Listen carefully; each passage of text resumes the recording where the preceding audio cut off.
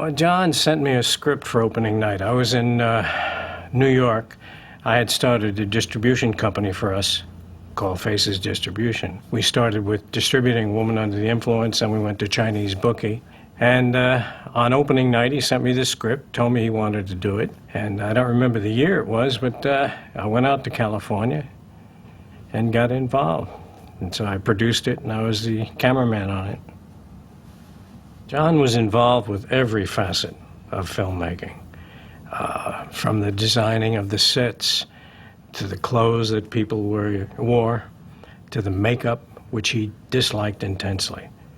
He'd have actors go wash their faces after they were made up to come back, and everything had to pass his inspection. You know, we'd have show and tell, where you got to just show all the props, do all the stuff, but he would make it so that you had to come up with the material, do the lighting, build the sets, do everything. He'd talk about it with whoever's department it was, but he expected them to come up with the ideas and how to put it together and eventually what it looked like. He really wanted you to read the script, know what was going on, form your own conclusions, because somehow that may, by your own interpretation, add something to what we were doing that he didn't think of to begin with. John never told me how he wanted a scene lit. Early on, we had some problems talking to one another, because John was the master at doublespeak. He could talk to you. You could go to him and ask him a question, and he could talk for 10 minutes.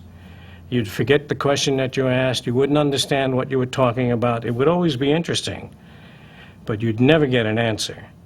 So early on, I would say to him, John, how do you want this, what's the scene? What do you want it to look like? Tráilers. Shall I light it this way, that way? What's the contrast? Stuff like that. Never worked. Never worked. So finally I realized that I would just break it down. I said, okay, just give me the emotional content of the scene. Are they in love? Is this a romantic moment? Is this drama? Just give me a little hint as to what the expectation out of the scene is going to be.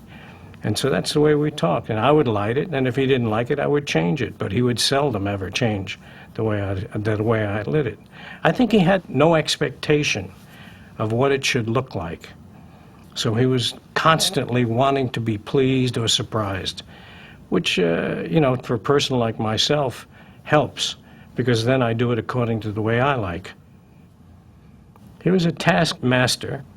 And I'll give you an example, is that I'll move up to the first day of shooting. We're in the theater, and we had the set was built. We had flyaway walls, and John came to me and said, Al, he said, we're going to start this shot with Jenna and John Finnegan, and it's going to be dark. They're going to come out of their dressing room and be in this dark area. I said, okay. And he said, but I'd like to pan when she goes down backstage behind the wall and be able to see them down there. I said, okay. But we're not finished, he said. Then I'd like to look through this bathroom and see on stage, and also, by the way, see the audience behind it. So he says, oh, and don't forget, we're going to fly the walls for the scene change. He said, how long will it take? I said, about an hour and a half. Okay. About 30 minutes later, he came to me and said, what the hell is taking so long?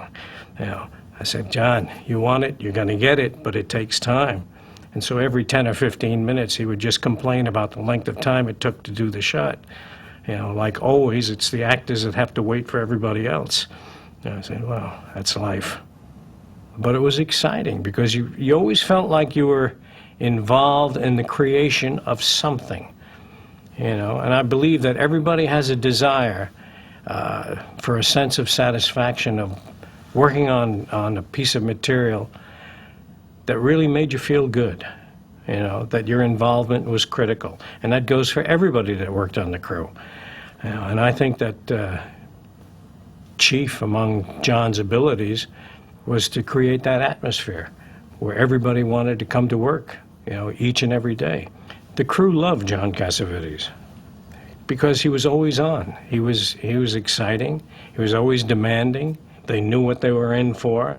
We had a number of the crew would work on each of the pictures. They'd come back, want to work. And they never really made any money.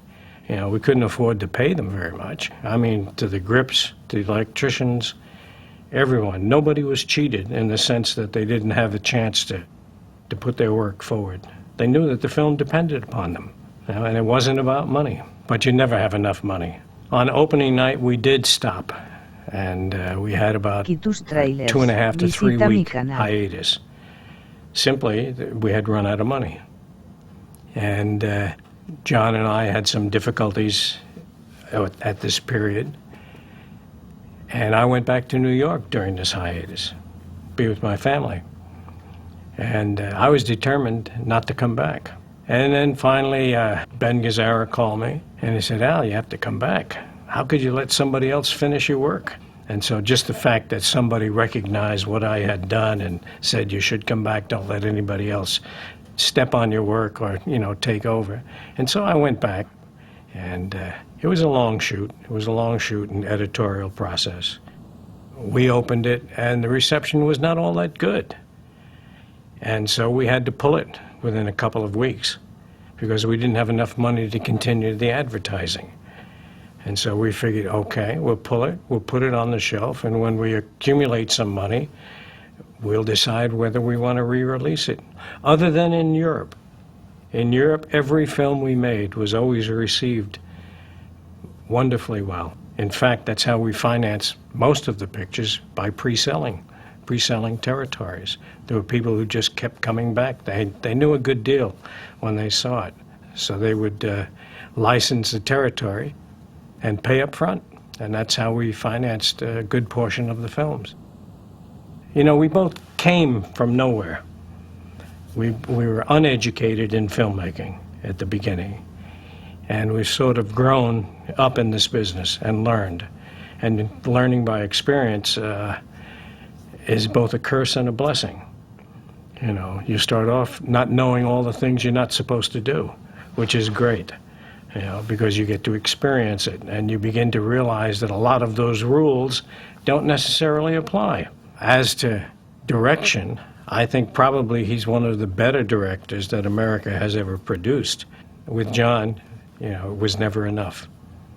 Many times I would say, John, enough. And he'd always say the same thing, Al, no.